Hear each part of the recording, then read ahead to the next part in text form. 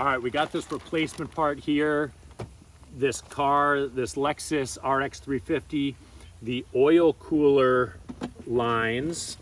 It's a known fault in the car, but you just don't know when they're gonna go out. So it turned out that it went out yesterday.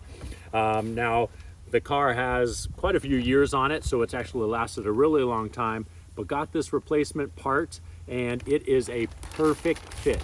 I matched it up here just before doing this just to make sure that it was actually a quality part to do a video on, and it worked out great. Has just the right bend to it. It comes with the gaskets, all the parts you need to be able to have a successful install.